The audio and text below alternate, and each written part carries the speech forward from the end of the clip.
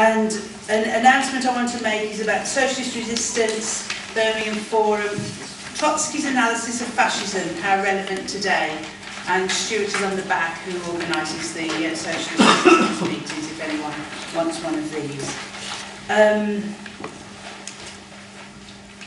I've got another notice here about Trident, which has been mentioned twice today so far. On Saturday the 24th of April, Bruce Kent will speak at Cars Lane Church Centre at 2 o'clock, the West Midlands CMD. And, oops, that'll do for now. There is going to be an additional speaker than I said at first. It's a brother who has failed an asylum-seeking attempt. So I'm saying that we would want to listen to his case briefly and see what we can do. Although it's, well, I think it's all about the quick as well anyway, the issues of asylum. The next speaker is Tony Hayes from the, sorry, Hughes, it's my wrong, I can't read my own writing here. I can't read my own. I have written Hughes, actually. Tony Hughes, who's from the GMB, General Municipal and Boiler Makers. Is that what it's still called? Right.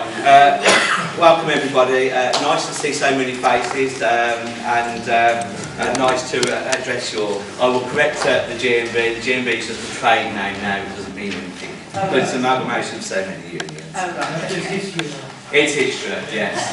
In the dark depths. I suppose the first thing I've got to say is, what a mess. Isn't Birmingham City Council in a mess? It's absolute crock of shit, to put it nicely. To use the vernacular. Yeah.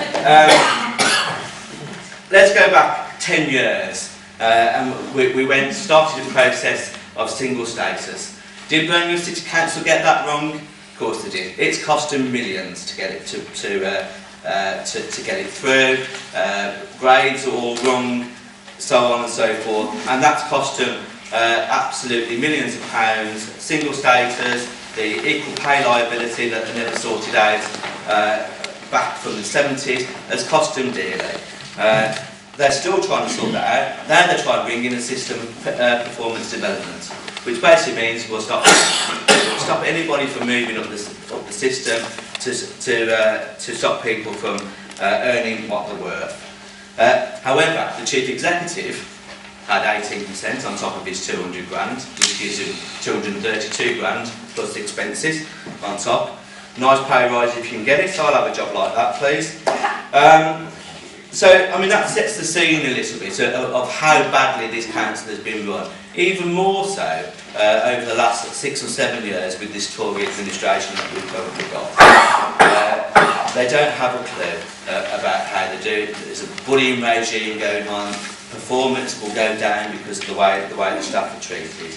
Then we get to these current budget cuts. The £69 million that my colleague talked about in this year alone. Even though their budget went up by £30 million this year, there is no need to make any efficiency savings this year at all. But the council, in its wisdom, decide that's what they're going to do. And let's not forget, it's not the back office stuff that they're going to cut. It's not the paper clips. It's not the waste of paper and that type of stuff. These are frontline services. The adult homes that do such an important service, all being outsourced because the care standards are better according to the local authority. What a load of rubbish. Absolute rubbish. Same with the community day nurseries. These community day nurseries look after some of our most vulnerable children in this city.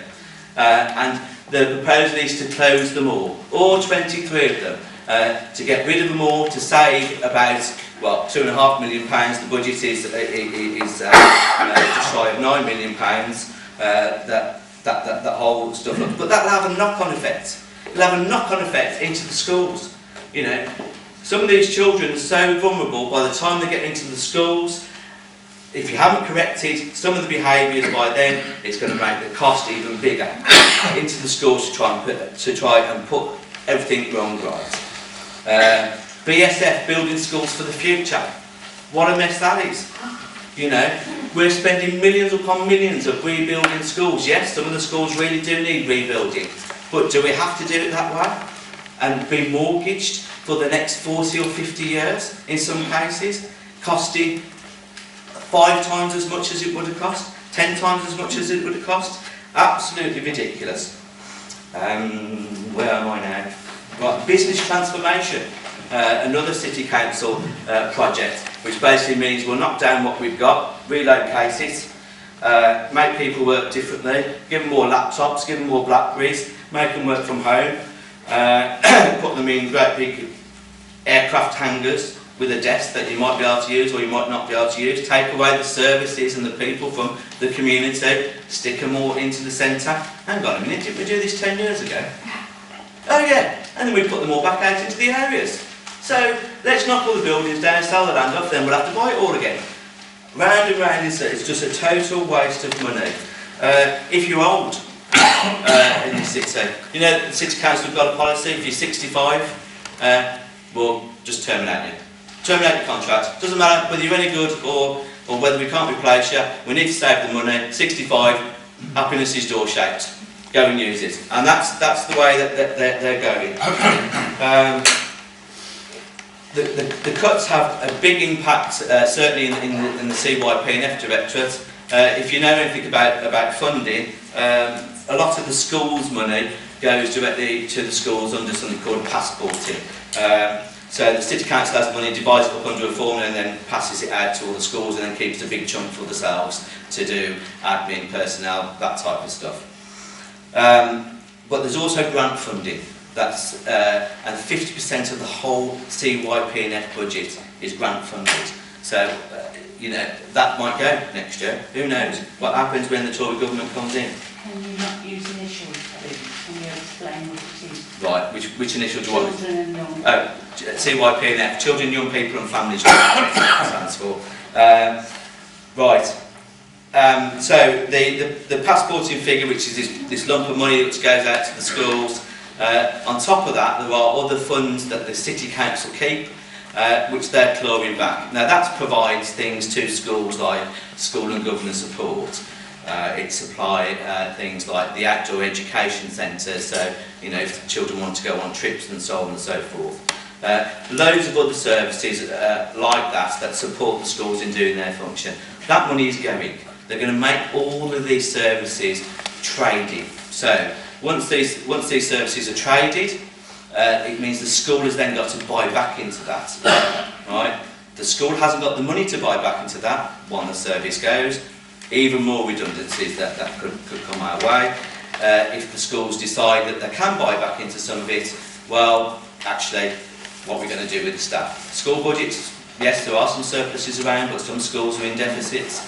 You know, all we're going to see is another reduction in staffing right across the local authority.